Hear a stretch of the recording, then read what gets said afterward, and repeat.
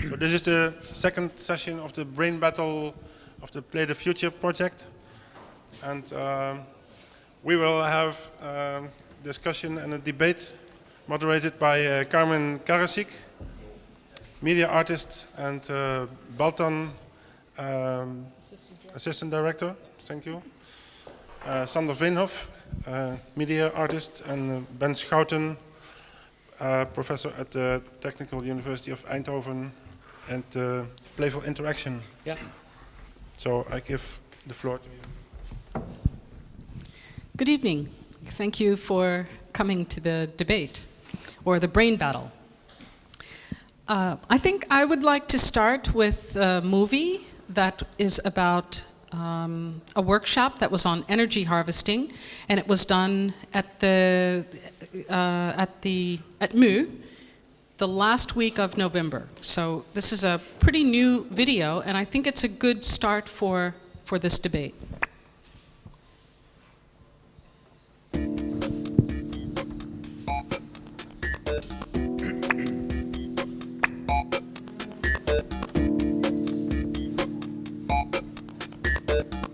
Our topic is energy harvesting in the city, and we are both designers and not scientists.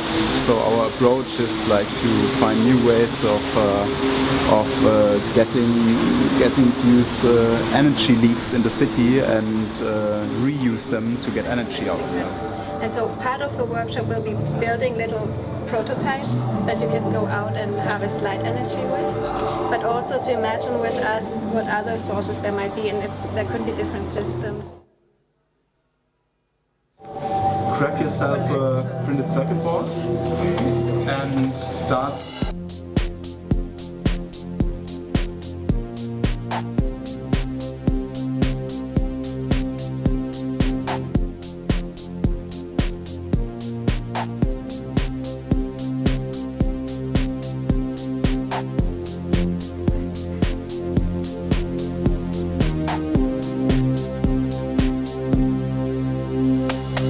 Discuss with the participants, so where do they see energy leaks in the city, and the last step of the workshop we go outside with these devices and we see together with the participants where are these energy leaks in the city and make them visible.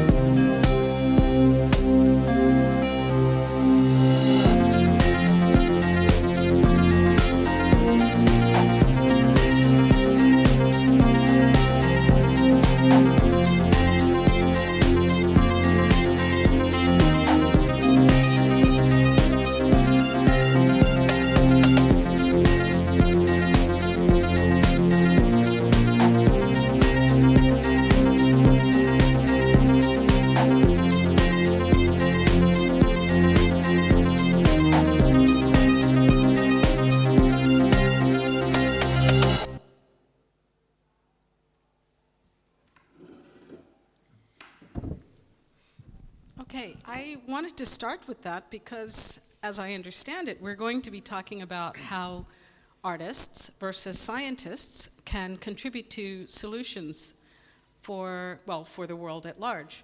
So obviously some of those solutions would be towards health, towards mobility, and towards energy. So I hope that we'll hear from Ben talking about some of his work with health, looking at humans, and I know that Sander has been doing lots of work with mobility, so I think that this sets us up quite nicely for beginning our debate. Why don't you tell us something about yourself? Yeah, I'm an artist. I work for mostly in a virtual material that I think our society and our reality now is part physical stuff and a lot of data, and location-based data is great because you can program it, you can mold it, you can make anything you want. And most of the things I make deal with this or use it, explore it. And some of the things I would like to show right now have to do with that. So first of all, first clip is I think a very illustrative way of what the future could be if it's up to me. It's something that's recorded at Terschelling, the island of Terschelling. Maybe we can start a video.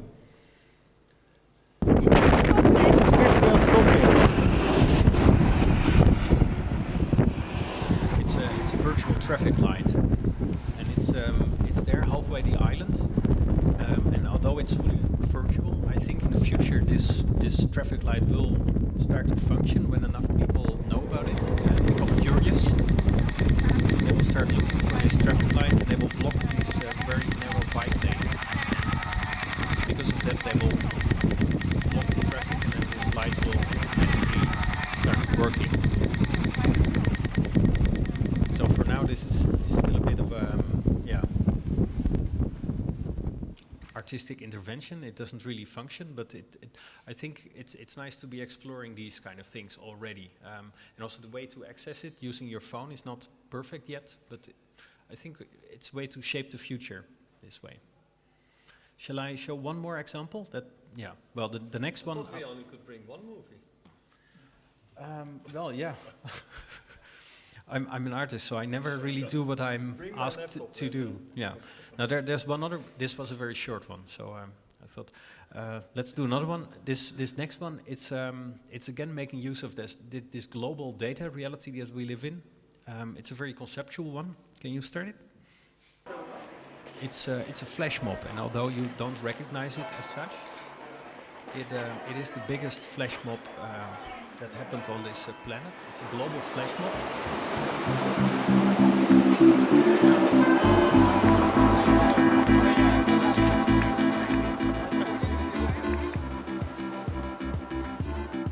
So you can join this flash mob by using your mobile phone to follow an instruction cube. That's what you see happening right here. And the thing is that this cube is synchronized. It's moving in a synchronized way all over the world. So if you're standing in Amsterdam or New York and you're pointing your phone to the left, so are people in Amsterdam or in Tokyo. And you are all together moving the phone from your left hand to your right hand. And you're dancing this synchronous dance wherever you are, dancing alone together. That's it. So although you don't recognize it as such,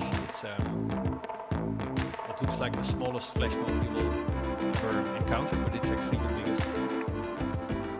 So it's a bit conceptual, but it shows the impact of this new domain. And for me as an artist, it's interesting because with only a minimal thing, only a moving cube, well, that's something you can make in a couple of hours. You can have the whole world dancing with you. So I like this contrast of doing something very tiny and having a big impact. So maybe these two things quite properly introduce myself.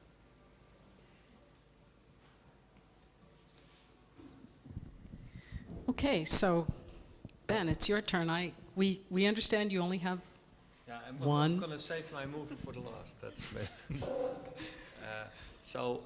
I'm Ben Schouten, and I used to be an artist, and now I'm a professor. So that makes me an artist-scientist, I guess. I was raised. I did my education at the Rietveld Academy,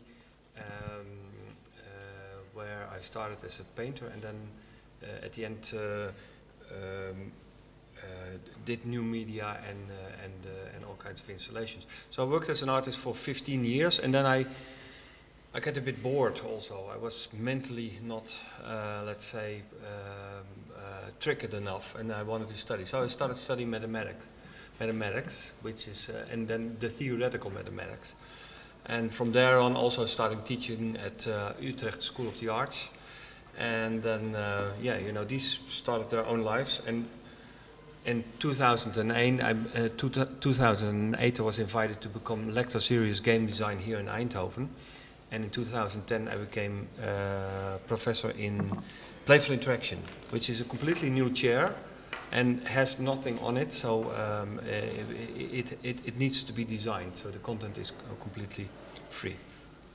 Let me respond on what you have been saying, because that's the first thing that struck my mind. If I see, for instance, your movie, then I see something which is, I mean, we're all dealing with these sustainable issues like healthcare, but I think the biggest challenge here is that you want to be the owner of the problem. You want to be something in the middle of, and that's what I also think in your presentations. It's something, yeah, you have the power to change or the power to be something, and I think that's one of the most important things that we see today in all these new applications, that you can really, by holding the problem and finding solutions, understand them better, and they become more comprehensive for yourself than the top-down solutions we had until now. So that's what I think I've been seeing. And of course, I can show you a movie, but I think this movie what I brought is not appropriate in this context which we have discussed. So we will bring that in later. Okay, fair enough. Let's stick with this idea about control. Yeah. Because I think that creates a very interesting question. One where people might wonder if an artist is working on something where they're trying to develop some sort of control. The question that comes to me is, who has more control, an artist or a scientist? And who wants more control? I don't want control. You don't want No. control. Okay, well, how does control figure into your work? Well, I control things to a certain extent. I would like to create a space that offers enough flexibility that people can use it to do their own thing. So I can be the audience to my own work. So I try to limit my control to that level where that can happen. If everything is controlled, then I already know the outcome, and then it's boring for me and for everybody. Okay, but I read something about you liking to slow things down and make them so slow that we're paying attention. And if you're slowing things down, that is a form of control, isn't it? Yeah, definitely. I mean, but it's more it's an input I give to people. It's a trigger. It's a circumstance. Still, people are free to do whatever they want. But sometimes I change their route a little bit and see how things respond. Okay. What about you, Ben? I would like to substitute the word control for opportunity. Okay. So I think the word opportunity is better. So it's something that you give somebody the opportunity to be a part of something, which makes it not control, but it makes you to want to be a part, or to relate to something. And in this case, I think we are living in a wonderful world, and in which with new technologies you can invite people or to collaborate. All these nice buzzwords like co-creation, collaboration, and all these things, they are in a way they're true and they're not true. I mean, it's something which is it's a dream now on these new media, which is, for instance, has the same dimensions as we thought about the internet 10 years ago. But now with these new playful mechanisms comes up again, and that's shared with artists also. So that might be a nice. I mean, the way artists, for instance, make works, it becomes they want people to invite to have their own ideas on it and to develop themselves by looking at it.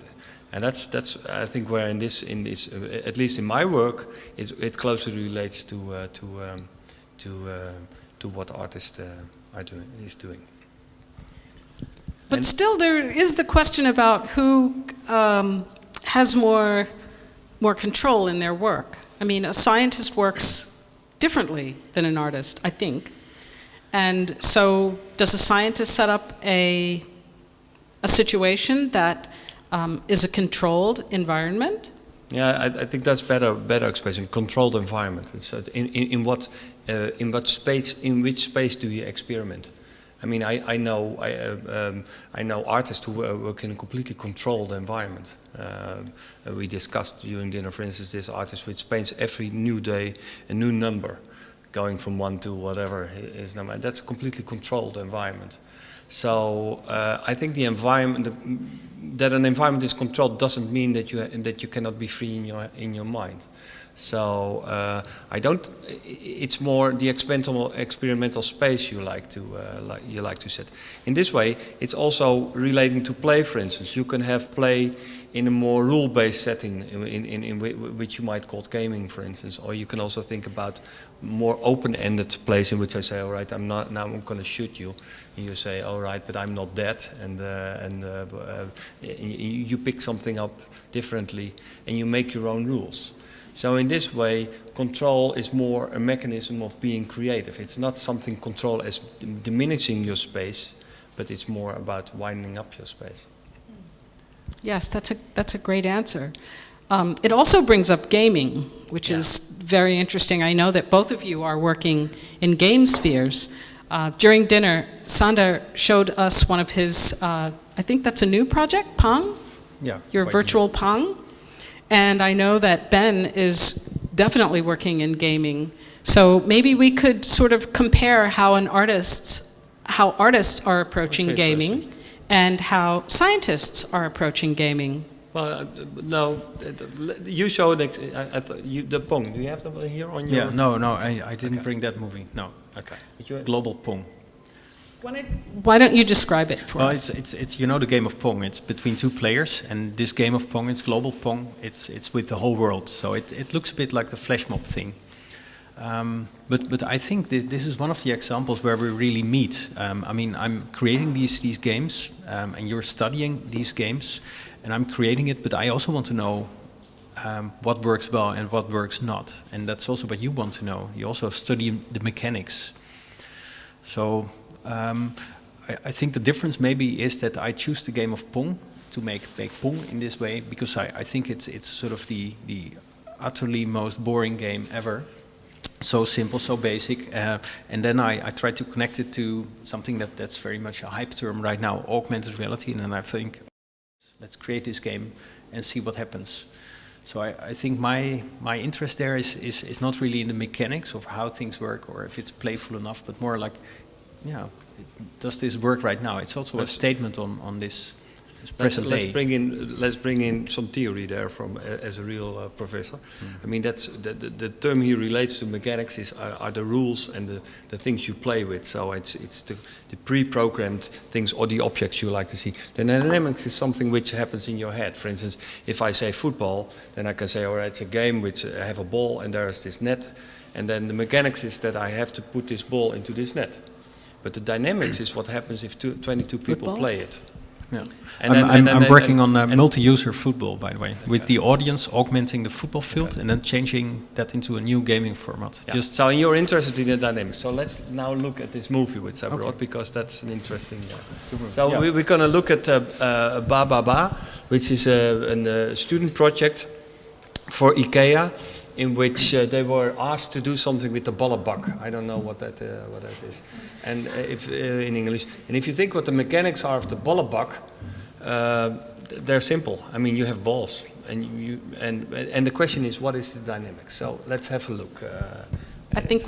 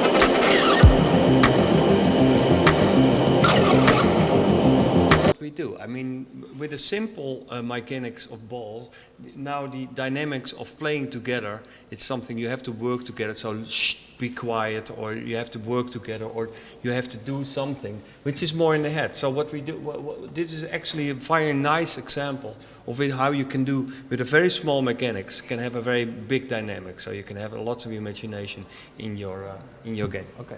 When it comes to you, my friend, you're gonna put your monkey behavior to an end. And I'm not gonna be easy. Somebody's gotta stop you spreading monkey.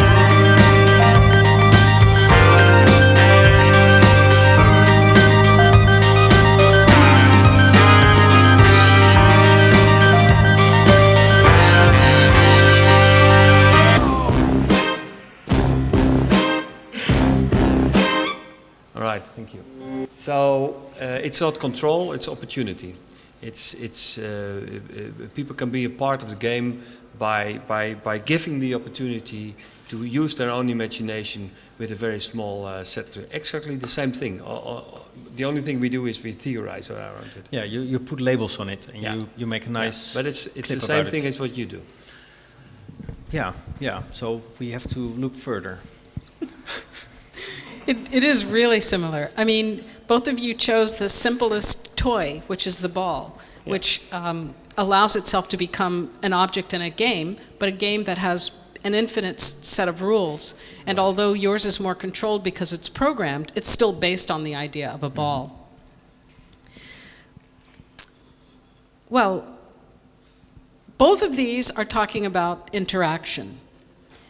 And what is it about interaction itself that is playful? Why is interacting with something as simple as a ball a playful activity? Why do people want to do that and engage in it? It's something. There's a difference between a light switch and a ball. A light switch we are trained to push to put the light on, so it expects a usability.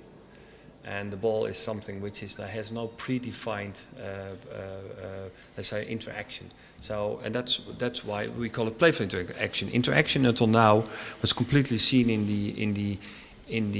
let's say, a usability factor. If you push this button, this thing happens. And a ball is a typical object in which you interact not in the usability way of doing, in a normal use. And I think that's what artists in many cases do also. Something the thing you see is not especially the thing you get. There's more something to it, in which you are invited to put your own identity into. Yeah, I think there's more to it indeed. I mean, this is research on okay, what would an audio thing and a ball do together, and what kind of interaction happens, and how does it feel. But I think for me as an artist, I try to really connect to things that are happening right now in society. So when I see a world being connected, I try to react on that with things. When I see too many people being connected using their mobile phone, I try to slow that down. There's this mobile thrill machine. Maybe you know it. A what? Sorry? It's called a mobile thrill. So it's a machine on the wall. And you put your mobile phone on video recording. You put it on the moving belt. You press a button, and the thing goes in for a minute. You lose your phone for a minute, which is quite a thrilling thing for people to do right now. It's to lose your phone. So that's an interaction. It's weird because it's very uncommon, and it's making people very uncomfortable right now. And there's no scientific purpose for that, and it's not a perfect interaction. It's the contrary. People don't like it. So I think that's what I'm researching as well. So I try to do research on the spot where it happens right now, where it's relevant. Where I think, of course, we are curious about how things work in the end. But yeah. Yeah. I might be more interested in the procedure, in the mechanism, and you're more interested in the output. I'm not basically, you know, what we're not doing is, of course, we're interested to understand the effect. You are interested in what the effect is, and how you can make that as maximum as possible. Yeah, if I know what the effect is, I can use it to challenge some things that are happening right Definitely. now. So maybe that's one of the things. I think you're also, or at least what I've read, you're also interested in this contrast between this physical space and the virtual space. So that's that's a completely different form of interaction.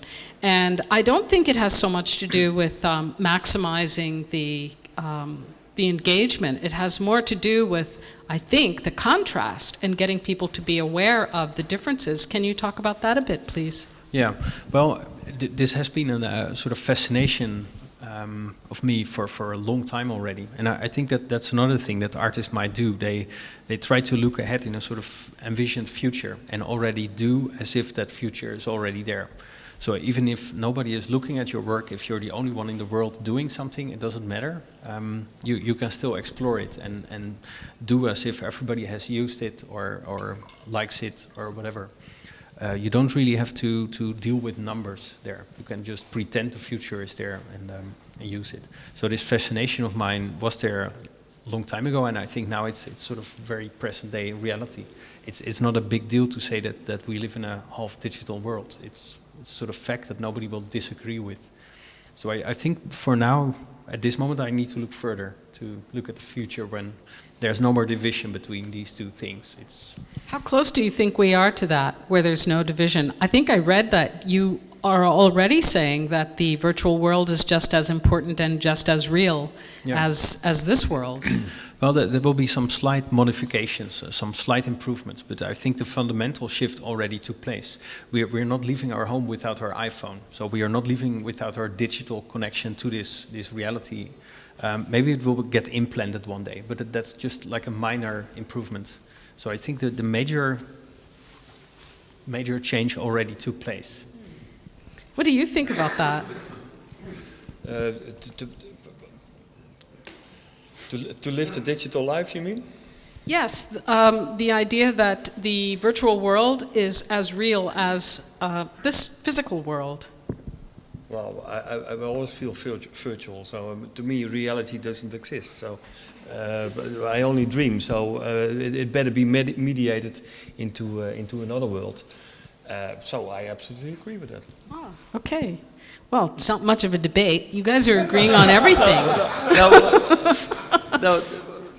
No, it is a debate. The debate in it is, why do we need a virtual world? I mean, that's what the deeper meaning of it in it is. So if we need, to my opinion, I need another world because I can dream in it.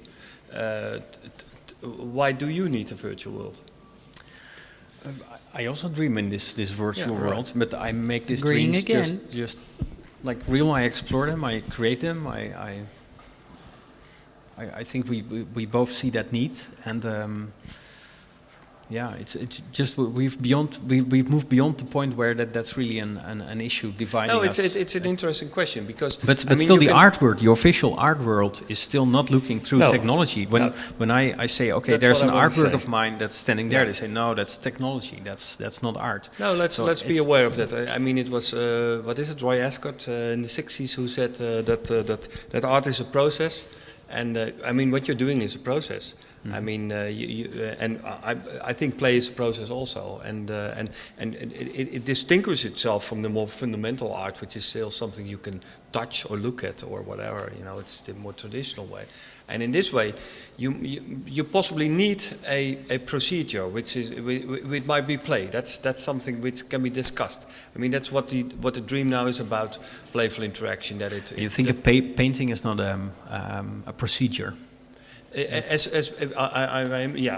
doing it, mm-hmm. it's a procedure. Yeah, but but nobody knows that. So it's. I mean, it's what you're doing is more participatory. I mean, you create artworks which are participatory, and the art that the paintings that you're referring to are less participatory mm-hmm. than that. And I mean, and for this reason, the virtual world is perfect. Yeah. I think it's even more than participatory. It's Roy Ascott was the first person who introduced me to the idea of art of the becoming, in that an artwork could be produced by an artist that is nothing unless people are actually interacting and engaging with it. So in that respect, it's more than a procedure, because it's really about how do people engage, and through their engagement, the art is realized. Yeah. So. Yeah, so I mean, mind you, that's the same thing as we saw in the introduction in moving you showed. Remember, we spoke about the owner of the problem. It's being part of something, of a better world you want to create. This energy mining is something. I mean, and that's what's happening, because you can be a part of this, and that invites you to be creative. Right, the engagement. Yeah, and that's a very important issue of modern art and play, which is quite different and which is interesting, which I think also designers and art brings the researchers and designers and artists together. But there's also a lot of sort of modern day slavery, I think. Concepts that are just not finished, or concepts that actually require 20 or 100 people to contribute the work, and only for the benefit of the artist. I mean, so many people are misused for these purposes. Oh, well, I saw your movie and you had only students in it, I think. I do the same thing. But I think you forced them into using your application. No, I mean, that they like it as well, yeah. Okay. No, but I think that sometimes the models are not fair. There's a lot of creativity thrown away, or sort of fake creativity, where you're actually working on to reach something. So I don't quite understand what you're saying. Can you explain that a bit more? Well, if we're talking about this new this great situation where everybody is contributing, everything is open source, everything is collaborative, it's also a waste of a lot of things, a lot of energy of a lot of individuals. It's a waste? Why is it a waste? Because sometimes they... Do you really solve the problem with your energy, what is it, harvesting? With the energy harvesting. So you see that as a waste. Well, the way he describes this is like Habermas said, repressieve tolerantie. It's a new way of participating, but there's nothing changing. You give them some new candies to chew on, and you have the perception that you contribute to a better world. That's a really good point. But the work that was done in that workshop was much more about increasing awareness. And so, in reality, the objects that you saw in the video most definitely are not harvesting energy. There was really a little battery underneath, and that's what he's saying. That's what he's saying. That's what he's saying. I mean, you were collecting wasted energy from light sources and so on, but these were $20 objects. 20 euro objects. If you were to build one that cost, let's say, 100 euro, then you would actually be able to harvest enough energy, given the proper situation, probably outside of the Netherlands where there's a lot more sun. Well, what he's saying is that's a new way of art making. It's fooling around with people that you give a thought and then use them for a sort of a phony creative process. Yes, but I don't see it as a waste necessarily. Well, no, it serves a purpose. I mean, those people have been concentrated on making this device, so they got the message for these few hours that they spent on doing this. So I'm not specifically targeting this project, but I'm more thinking of all the sort of creative spaces that allow many people to cooperate, and then each of these individual contributions sometimes don't get to the surface. Only the overall picture gets there. But so anyway, it was a reaction on one of the things that was just mentioned. Yeah. So you might ask, and now I'm sitting on your chair, but you might ask yourself, if so, in this way, artists are in a way, how do you say that? Through their actions, let the people accept that the world can be changed, while this is absolutely not the case. That's an accusation. Yeah, but But I think art, and that's the difference between art and science. I think art is in the end about make-believe. So if I can I don't make... I don't make them believe that there is a better world possible. No, but I do. I think it's about make-believe. I mean, sometimes things are not really true, what you say, and it doesn't really matter. So you present something as a scientific research, or you present these devices, for example, they were fake, right? Sort of fake. Yeah. But to those people, they were real, and it didn't really matter. They really went out, and now they have got this great movie with, it's looking very convincing. Mm-hmm. So in the end, that's also the purpose of art. This is less research. This is not scientific, but this is really an art project. Also, including the output of having this great video that people share on Facebook. But the question is, the question was, I guess, who are you then feeding? Are you feeding yourself as an artist, so that you have this artwork which brings you the expectations, or are you bringing the expectation to the people? I think that's a crucial one, and I think if you're a proper artist, if you really have good intentions, then it's not about you getting all the credits for the work, but if you really want to change something through this means, then it's perfect. And then you use something like semi-scientific, something like this that looks very like, I mean, it's not a painting workshop, you know, it's about machinery and stuff. And you make use of that to let those people experience something. And I think this is a great way of making art. So in that respect, that would say, this is an art that's trying to bring something to the people as opposed to something for the artists. That's what we're discussing here. Yeah. I mean, that's... Yeah. Yeah. And in this way, an artist becomes a designer and an engineer. Yeah, and therefore I think that the label art and artist is very complicated, because if you go to Art Basel or Art whatever, and there's all these stuff, I think all those artists there are not really thinking, oh, I'm going to change the world, I'm going to make those people that buy this stuff happy. No, those people that buy that stuff, they're going to think, okay, I'm getting rich. So there's these clusters of art, and I think this one label, art, is just so very difficult to handle. And whether it's something is design or interaction design or research, whatever, everybody wants to know how things works. And sometimes you really do something with that or you don't. That's maybe the difference between a real scientist and an artist. Because I don't really care if something really works. Really works. do scientists care if something really works? I don't, but you don't. I mean, No, because you study the playful interaction. Well, exactly. That's what I mean. Well, let's not fool around only. But let's say this way: what we try to do is to understand what cannot be understood.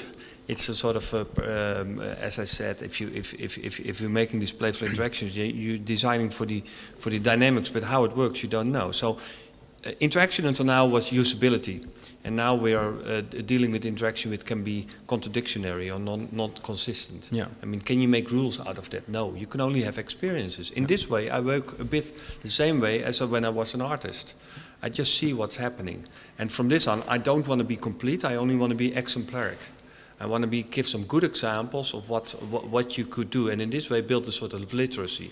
This literacy is not consistent or complete; it's only exemplary. And do you make it inconsistent by purpose? Sometimes, purpose? yes, yeah? because if you say playful interaction, it means that you. I mean, and now we're coming to this basic discussion: what the difference is between art and science. I mean, don't talk about that. That's what we discussed. So one of the things what we incorporating here is to be not consistent, to be so that you can do something the other day which you didn't do the last day before, because that's inherent to play. So if you want to study that, that's completely different. So then we're at the same point again. Because I was just going to talk about one example. I was at the Venice Biennial last year, I think it was, or 2 years ago, and I was putting up a lot of virtual art all over the Biennale, of course, in the Giardini. But at the same time, I created a flyer that was saying, "Stop the virtual infiltration of the biennial." And I was handing that out to people. It was printed on red paper, and it looked very activistic. And nobody understood it, because nobody even saw this virtual art that was there, and I was already flyering against the infiltration. So sometimes you do these things and nobody understands it, but you still think it's relevant to do so at that moment. And is that because of this desire to change the world, to have an impact on the future? It wasn't having an impact at that time yet, but still it was an important act to do, I think, at the time. But why then? If you Because- knew it wasn't having an impact? Because, I mean, what would have made an impact was to just be there with all the people and create these virtual additions to the Biennale, but that wasn't enough impact for me. It was already something regular, you know, it was full of virtual art there at the Biennale. So I thought I needed to go one step further. Okay, to highlight it, to bring attention to it. Maybe, yeah. Yes. Also. Yes. I heard both of you imply something about changing the world. So I'd like to come back to that, especially since this is called Play the Future. And I was wondering if, well, let's start with Ben. How can the work that you're doing impact our future?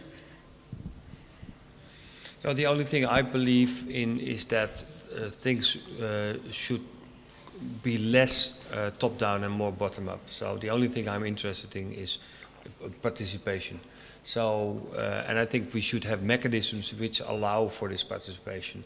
So if you want to have change, then it's something that should be change. That is something that should grow from the source, from the people itself. So in this way, we should have mechanisms to communicate with each other. I mean, we could.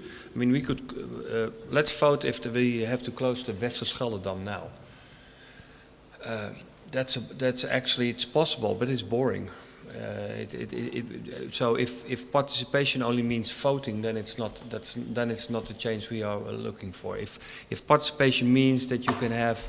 That you can share your opinions or can have a discussion, a quality discussion, then I say yes. So play the future to me and change the world is something where in which people and so I do agree with your first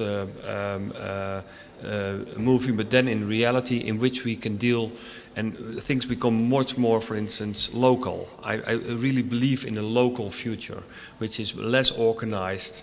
And which which brings the mechanism of producing much into relationship to the user, and so in this way we have to bring mechanisms or procedures to do this. And yeah, play is one way of doing it. If you take an example, World of Citycraft. I don't know who knows it, but it's of course a joke. Instead of World of Wordcraft, we have World of Citycraft, which is a mechanism to design a new city. So you play this with architects and with users and all kinds of stakeholders to see what you would like to build. And of course, this is in a virtual environment or a play environment, so you can throw it away and start over again. I think this is important because you start understanding what it is to build a house and to live in it and to talk to an architect. So in this way, I think yes. Play the Future is something in which we invite people to play, just like this Ballabak, to jump in and to be part of the process. Sander? Yeah, I also feel myself as a sort of designer of platforms that allow other people to express their creativity, but then in a sort of honest way. I would like also to have people shape their local situation, their local future by themselves, not me defining how it should look, but I would like to provide them with the tools to do so. And sometimes this is not enough because then it goes nowhere. So you need to give a little bit of guidance, and sometimes you need to create a system that you can appoint some people to use in a meaningful way. So a sort of curatorship, or you cooperate with writers or creators to do so. But I think empowering people to use their creativity, that's something I also have a strong feeling about in my work. Well, do you think that it's easy to get people to participate? I mean, both of you are talking about engagement, and you're talking about the need for there to be local engagement. But what do you do to actually engage the local? No, well, I think you first have to I agree, and in this way I sometimes feel vulnerable, the way you feel vulnerable as an artist, because in a way you're also joking around a bit, and that's the same thing with me as a scientist, if I am. But the thing is that I think that participation starts with understanding the problem and being able to make it into to relate it to context. So that the people who are using it understand what's happening, and they might be interested.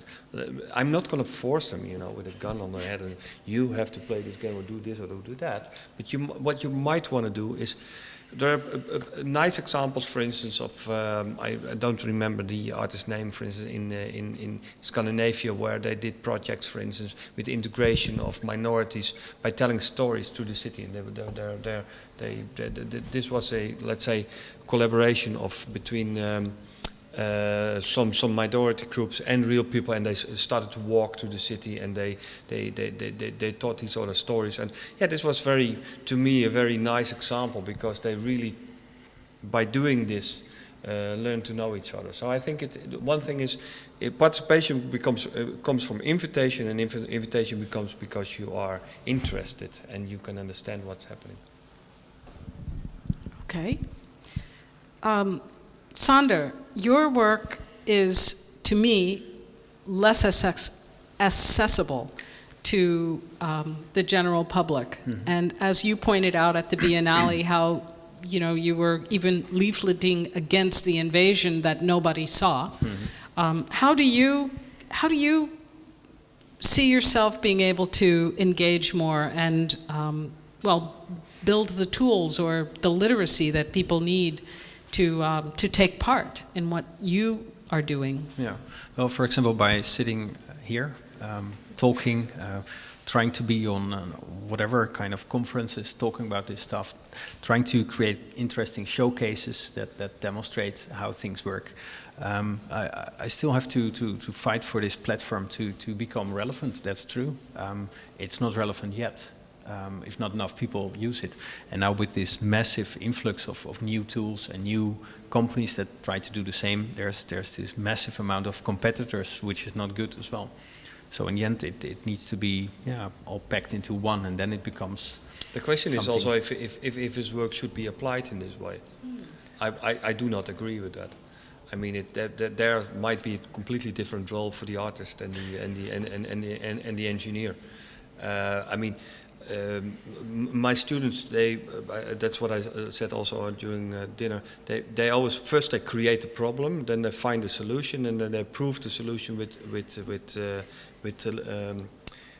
literature. And in this way, they sometimes completely miss the point out of it. Mm-hmm. Can you give an example of that? Well, I mean, yeah. For instance, I mean, so we have these assignments, and then one of the assignments, do something playful for homeless. Okay. Then you think, what's the problem of homeless? Yeah, he doesn't have a roof. So we're going to design a roof, and then they come to a solution, and then they start looking into the literature. Yes, of course, it's one of the problems. So they find all kinds of reasons why this is the perfect way of doing it. But in this way, the person itself, the homeless person itself, maybe he doesn't want to have a roof over his home, or he has a completely different perception of what he wants. His dignity is completely overruled. I mean, it's a solution which is brought from somebody, from a designer, into a world which he doesn't understand, and it's proven by theory. That's more irritating than an artist who just plays around with the things and tries to bring a debate to the and in this way it could be a very good. So I believe in designers who have an own identity, who could make something because of their own interest, and of course, and I know for sure that then will invite everybody in to join them and bring them good ideas, and not to be so designers have to have a heart of their own first, and then try to bring in the proof of it. You seemed like maybe you had an answer to Ben's statement that maybe the local public isn't waiting for what what you're doing. And I wondered if you wanted to address that. Oh, I think everybody is ready to accept it when the showcases are fun enough or good enough. So I'm not worried. I'm just doing my thing. And I think there's even, I don't really agree that as a designer you should also have your heart, because in some direction, I think as a designer you're very much able to take on any assignment and make something out of it. A neutral. Yeah, I think like for instance, science was in the 50s. Yeah, I think as an artist you more have the role that you stubbornly do something else than what people ask you to do. But you see, what's coming if you take. I mean, that's the whole thing about, you know, the artists and science. Artists and science bring in these qualities, and now they start. Leaning or on each other, and this whole quality of being a personality is now into science also. I mean, it all is about experience. Of course, you have to stay within the language of science, but you have to have a commitment. That's definitely the case. Yeah, but I think as an artist you can have a commitment without having an audience yet. Yeah, I think as a designer, if you're designing products just for your own sake, because you think the future in 10 years will like them, people will not see you as a designer, but as a sort of visionary thinker. Yeah. Maybe designer with these ideas. I agree. The why you're thinking about it is different. I mean, the idea from you can completely. Can be completely useless or out of your own head, while the designer or engineer comes with a predefined or universal or whatever problem. Yeah, I think the origin is a bit of a difference there. Yeah. Both of you are doing work that involves research, and you're thinking about the future. And you are working from different starting points, but I know that Sander, you have been doing some work with plants, for example. And working with plants, you said before we began that it was a lot more difficult than you thought. And I'm wondering if those difficulties maybe made you change how you were working, or change the inspiration for the work, or at least had an impact on how you continued your work. Could you talk about that project a bit, please? Yeah, well, the origin was that I got bored with digital technology, because it's so clear what you can do and what you cannot do. Actually, there's nothing you cannot do. So then I thought I needed to broaden my scope of work, and then I thought, okay, let's work with natural material that's less digital. So it's more difficult, and then I brought those two things together. So I was developing touch screens for plants, multi-user touch screens for plants that they could activate with their leaves and then control their own circumstances, light and water. So that was the way I started doing that, not because plants really needed it, because the origin was something else. And well, in the end it was a complete failure, but it didn't really. Why did you do it? It's a very interesting project. Why? Why did you get here? Well, I was trying a lot of times to, for example, grow plants as a sort of Google Analytics for websites. So I was visualizing website traffic by means of plants, sort of data visualization, but in not a digital way, but a more a way that could be emotionally more meaningful. And then that didn't work at all. So it was also a failure. Plants didn't grow at the moment when I wanted them to grow. So then I thought, okay, plants should do just their own thing. I shouldn't involve. I shouldn't try to bring online connectivity and the plant worlds together. It doesn't work. So let's leave the plants on their own devices. Yeah, Sander, but you did not think about the way plants are communicating. No, and that was one of the important things I realized. I was talking to people from the University of Wageningen, and they told me, well, it's very inefficient, a touchscreen for plants. There are sensors, it can be done in a much more easy way. And I think that's really the main difference between a researcher and an artist. Because I just wanted the touchscreen. I wanted to know how it looked like to have a plant control a touchscreen. I didn't want to go for an efficient invisible sensor, because indeed that exists. There have been experiments for a long time, but there was no touchscreen yet. So I wanted to develop a touchscreen in one way or the other. And you know, the HKU came where pigs, where you can play with pigs. With pigs. Yeah, so they made this big screen, and you can play with your iPhone. You can, and then you see their snout on the screen, and you can point at it. And in the stable, they see your finger or some light, and they react on it. So you can play something the same interaction, but then with pigs. Yeah, sometimes you have this in your mind, and then you want to make it. Yeah. In some of your research, were you confronted by the objects that you were researching and them not working the way you thought they would work, much as Sander is describing how the plants were relatively unpredictable? Yeah. Oh, that's a good question. Yeah, definitely. Only the question is, what do I do with it? I still want to structure it, so I want to have some sort of opinion on it. This doesn't work, and this does work. I mean, I guess for you, that's not the case. You don't want to pile them up and then this doesn't work or this does work. It's more what kind of emotion or what kind of process or what kind of the effectiveness of it is different. So that's different for me. Yeah, I like to, because things need to be reproduced, or I have to write an article about it. So you should give some evidence on what works.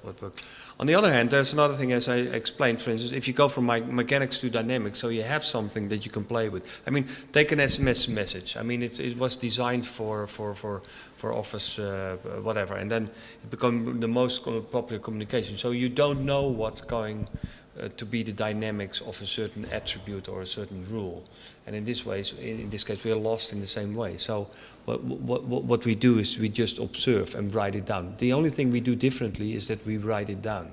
So we make a sort of relationship between what we see and what the effect was, and then do some user testing on it and draw some conclusions. But let's say the fact that it's not always predictable is in my field the same. And so I ask myself if what I'm doing is science, although I'm a professor. So you question whether or not you're doing science? Yes. I mean, I know well, I can't if you're go not back doing now science, what are you doing? To my university. I mean, and I will have a big problem if Director Magnificus hears that. Yeah. What do you think you're doing? I don't know. Okay. No, but I can make a joke out of it, but I can also make it very seriously. I'm doing an experiment, and the experiment it doesn't have an outcome. So I mean. So yes, we had Descartes, which if we had a head which is big enough, we can predict everything, and there's this whole logical deductive process, etc., etc. And now suddenly we, for instance, in mathematics, we take chaos in it, unpredictable things, and now we come up with things like playful interaction, which is an interaction which you don't understand. And still you have to put it into a discipline of science. So this makes put de tand op. Hoe noem je dat? It discusses the quality of science and I'm aware of that. Yeah. So for instance, I have a PhD, and I had to think about what will be the topics of my PhD students.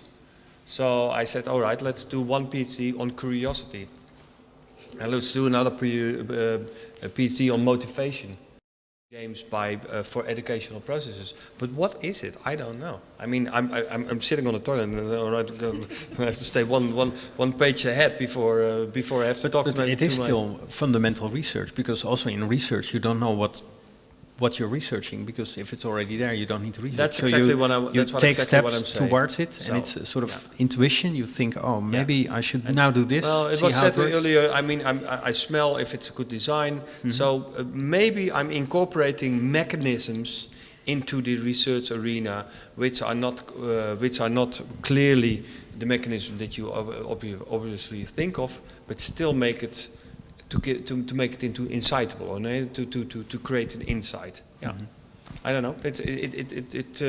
There's a boundary there, which I'm clearly overgoing, and which I don't know where it's going to. A few minutes ago, you said something like you have to write an article about it. So you're doing your research, you're doing your work, but you do have to archive it in some way and document what you're doing so that it can be reproduced. Yeah, well, when I became a professor, there was a big discussion. I was a designer, and I became a professor. So when I was in the committee, I said, "Well, how many publications do you have?" I only had 50, but I thought that's a lot. But I didn't know I had to have 150. So there was a big discussion, and this is not the way it's going to happen. And so with a lot of, it took a year, and then they said, "All right, you can bring in also your designery experience." I could bring in my cases I did, and then it was more than enough. Yeah. So this is also a change. And now I'm actually doing a new experiment in which I have an artist, I'm not going to say his name, who wants to do a PhD with me. So I said to my boss, all right, we're not going to do a PhD, we're going to do a proof design. So I want him to do a design. And of course this is not completely strange, but I want it to be primarily design. So in this case it's also different. So in the way he has to reflect on it and make it reproducible, because these are qualities that our scientists need to have, and I agree with that. But what I do disagree with is that let's say this agreement or this understanding always needs to be in words. Words seems to be the only way of finding an agreement, which I absolutely disagree with.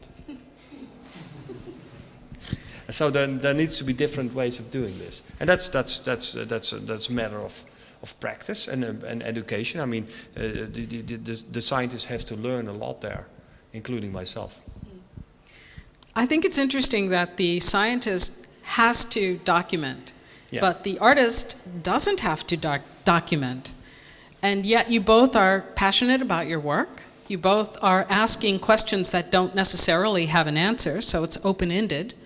But with it in mind that you must publish something, and you don't have to, I wonder, does that make it easier for you? Does it make it so that a scientist has to work harder than an artist? No, I think we're operating on the same level, because I'm not expected to be writing about my things, but if I'm not producing output, if nobody notices me as an artist, you're immediately out of sight.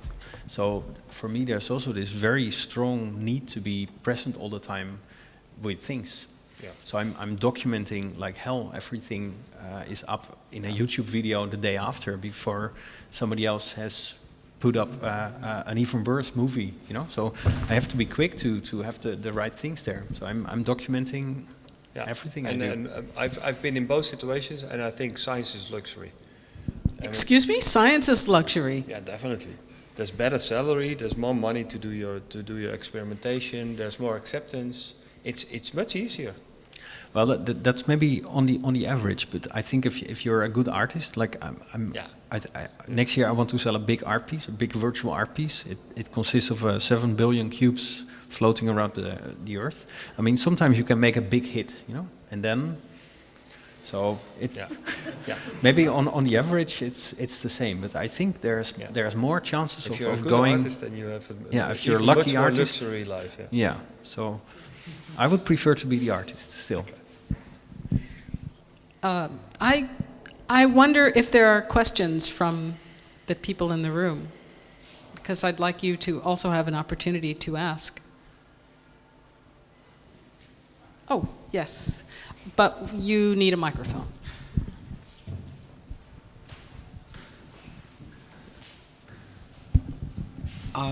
So you're saying that the work of a scientist is like making a design and write about it, and the artist has more time to make the design instead of focusing too much on the difference between the workload and the way you work. The difference is pretty obvious, right? You have more time to make great art, and researchers have more time to create great published stuff. So instead of focusing on the whole concept, it might be more interesting to focus upon the end product that delivers. Yeah. You mean the marketing of it? No, it's like if you look for a difference, there's not much of a difference between an artist and a researcher. Well, I mean, if I may respond, what I think he's asking is that, I mean, the effect you can have as a scientist might be much bigger, or I mean, the energy might be okay. We can agree upon it's the same, but the effect you can have on the long run, exceptionally from this one perfect artist, might be much bigger as a scientist. So if you want to be influential, be a scientist. I don't agree. No. Yeah. Yeah. As a scientist, made quite a big impact, didn't he? Yeah. More than most scientists the past century. I think some tiny inventions, indeed, some inventions by artists really went around the world, and everybody knows about it. And it's not my question. It's yeah.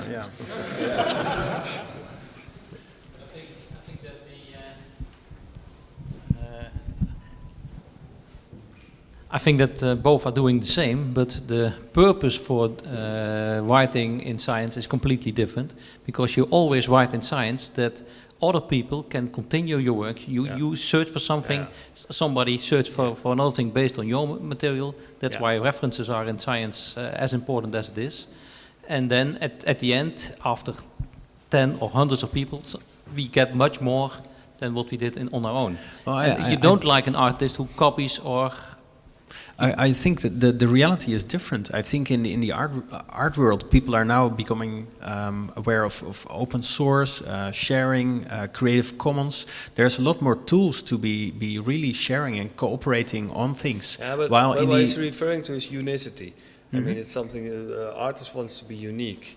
And of course, he can do all kinds of different things with people and participate. But his concept should be unique. These are growing things. So you take one, you change it, and it's there. Like the meme phenomenon on the internet. You know, people take things, change it, and put it back.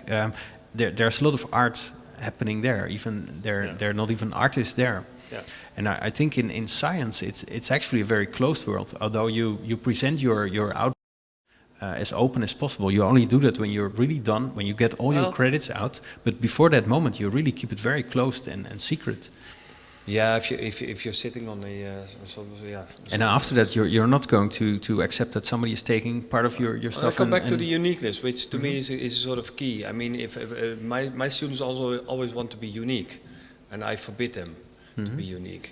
I have this excellent idea, you know, and then it's something. Yeah, but I mean, of course, I mean, this has been raised earlier. You can do an experiment, and the experiment can fail, but you can still be a good scientist. So the fact of being unique or wanting to have a result in the beginning doesn't make you a good scientist. It's procedure which makes you a good scientist. So this whole uniqueness, the thinking of being unique, frustrates them, because the result is more important than the procedure. And so that's always a hurdle to grow over that. But if it isn't unique, why do the research? I mean, you have to start from a unique point. No, definitely not. No, that's not the case. I mean, as I said, a scientist is something which have an insight. So he can reproduce this insight. So I mean, I can be unique in what I'm doing, but not even understand it. That makes me not a scientist. Of course, then I do something which is on good luck, you know. And while to understand the procedure so that I can do it again and give insight to other people how it can be done is what makes the quality of a scientist. And of course, it's nice if it's also unique. Of course, there's nothing against it to be unique. But I mean, if you only start with being unique and don't give insight in what this uniqueness brings to the world, then you're not a scientist. Yeah, I think it's in the definition of being unique. If something is unique, it does its thing. But to repeat something that's unique, it's never going to achieve the same success. So yeah, that. And as a scientist, I think but still you're judged on, and if you reach a new, like, Unique. viewpoint. Sure, Yeah, sure, and that's what the expectations are. I mean, and I think there are scientists and artists have the same problem. I mean, it's what society wants from them. I mean, what society wants from science is to solve problems, and actually, it's a discipline who only wants to bring understanding, and not only problems. It could also fail. But it's the procedure that makes it into a scientist. And it's a society who says, all right, with this toothbrush, it's better because it's scientifically proven. So it brings expectations. And that's the same thing with the role of an artist, of course. And it's interesting to see what the role of the artist and the expectation of society are. And if you meet these expectations. Are there other questions? No? I can't. I don't see. Do you have questions for each other? Well, this last answer was not. I mean, what do you think the expectation of society is for art? I mean, what do we expect from artists? if it should be anyway, my answer would be, don't expect anything from me. But. Yeah, well, yeah, no, you're answering for me. I think that partly that's definitely correct, because I think there's a role for artists in doing things that you didn't expect to happen. Okay. That's what I wish to be achieving for myself, because else other people would be doing it as an assignment. So sometimes the unexpectedness, yeah, let's keep it at that. Okay. Don't you think it's rather simplifying things to say people shouldn't expect anything from artists? Yes, but I mean, it brings once we're going into this fundamental discussion of what it is to be an artist, then then I mean, the autonomy of being expected or unexpected, you know, not to make any difference there is relevant. I mean, it's let's say this way. How should we subsidize our art in the Netherlands? Should we subsidize our art for the sake of the results it has for society? Question. I think you have a really good point, because science, everyone thinks science has a function. If you just went in itself, most scientists don't look for a function. No. They just want to gain knowledge. They want to find out how things work, how the world works, and they don't have this idea, I will make. So there's an expectation from society. Yes, society has created an expectation, but the science itself didn't create it itself. It's society who wants it. And it's the same with the artist. I think the artists are as autonomous in their desire as the scientists. They want to make art for whatever reason, but they have this autonomous desire. En dan het Fonds voor Beeldende Kunst komt en die zegt gewoon, we moeten, als u dit plein ontwerpt, moet u rekening houden met het longitudinale karakter van de aansluitende weg en daar een oplossing voor vinden. Dat zijn de typische Fonds voor de Beeldende Kunsten opdrachten. Zitten we daarop te wachten?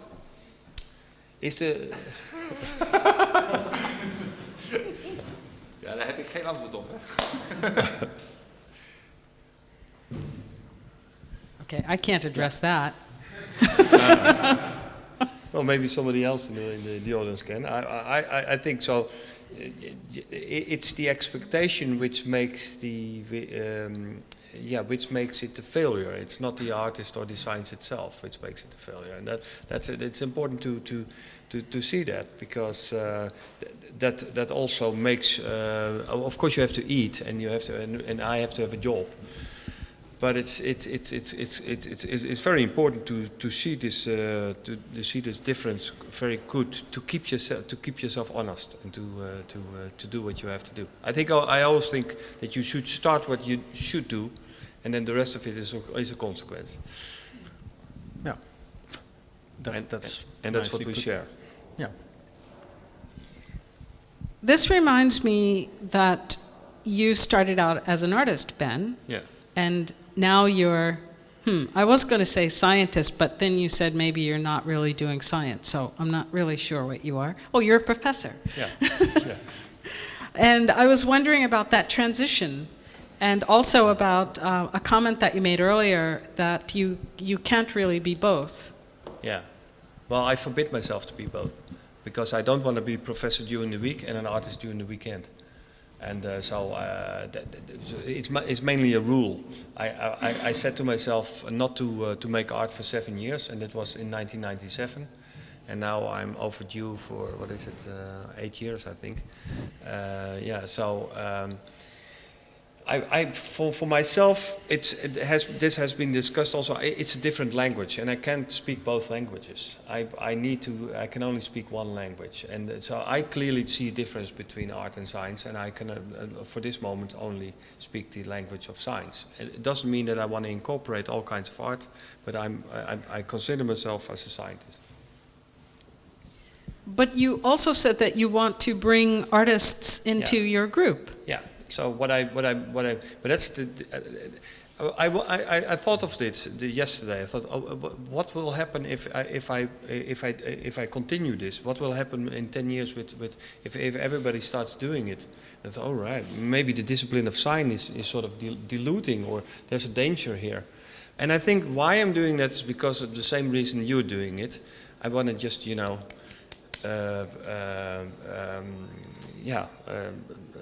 do something which changes it without knowing how it changes. And I have a certain urge in this.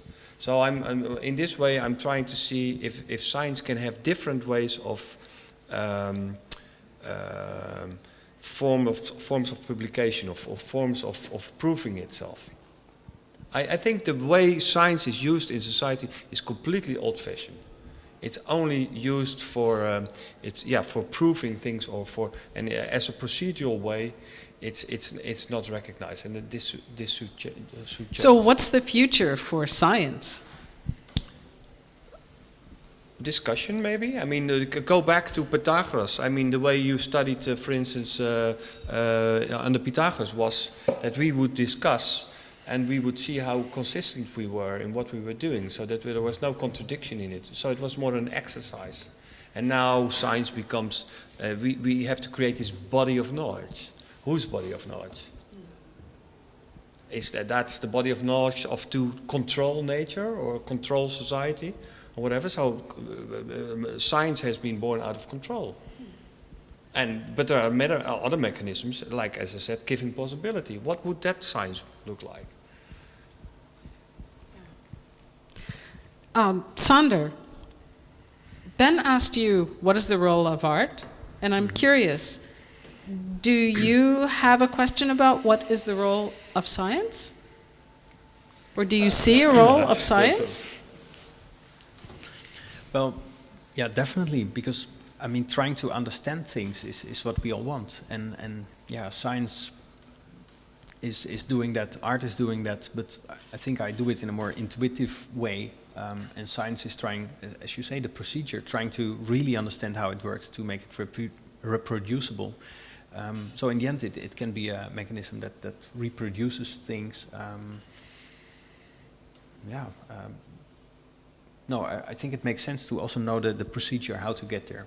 And in that sense, we just share that same need, although I don't write it down in words. I try to understand it myself. So maybe artists are just very inefficient, because I'm not writing down this procedure and I'm reinventing the wheel all the time, and I'm getting to a conclusion that many people already reached. So maybe I should look to more research around me.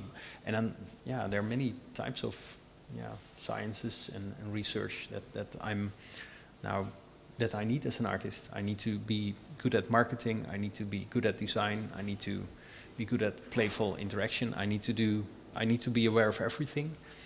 So because of efficiency, I cannot really do the science there, but I would like to use the results. So there's definitely a purpose. Well, do you have any questions for Ben? I think at the moment, we're we're more or less, and these people, we want to get a drink. Yeah. I think so too. So I think we've pretty much covered this topic. Yeah, it was interesting. Yeah. So I'd like to thank Ben and Sander for their insightful comments, and let's have a drink. Okay, thanks.